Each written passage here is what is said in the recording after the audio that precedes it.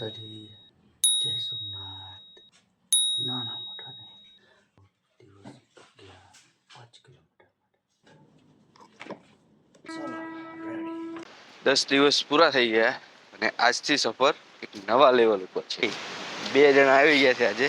11 feels like challenge નહીં પણ commitment છે, અને કમિટમેન્ટ નહીં પણ આ એક લાઈફસ્ટાઈલ છે. ગામ ગમે તે હોય પણ આપણે આપણો ચેલેન્જ પૂરો કરવાનો છે. હવે ડે 1 થી 11 સુધી પેસ બદલાયો, થિંકિંગ બદલાયું અને બોડીનો રિસ્પોન્સ તો કંઈક અલગ જ છે.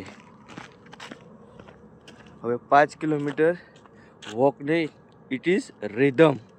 કેવું ભાડા?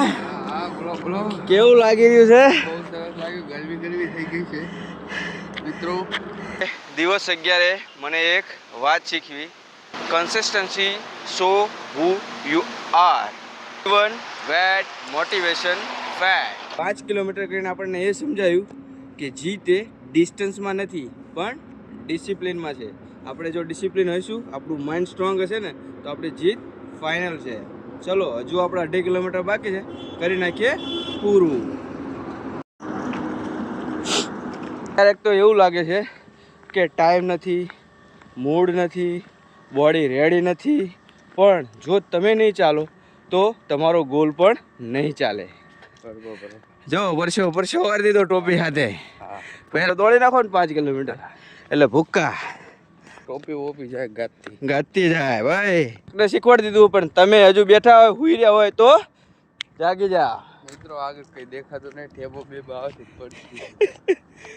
કારણ કે અંધારું એટલું છે ને, એટલે દેખાતું નહીં. લાઇટનો ફોક સામે આવે તો સામે કઈ દેખાતું નહીં.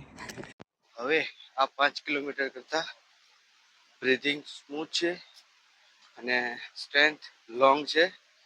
આ રનિંગમાં ફેટ બર્ન માટે નહીં પણ માઇન્ડસેટ બિલ્ડ કરવા માટેની થયું એવું લાગે છે. એકદમ મજબૂત બોડી બને. દિવસ 11, 5 કિલોમીટર કમ્પ્લીટ. દરરોજનું એક ડિસિઝન અને આજનું result, a better version of me. જો તમે પણ ડે 11 સુધી પહોંચ્યા હો તો કોમેન્ટમાં ડે 11 સ્ટ્રોંગ લખી નાખો.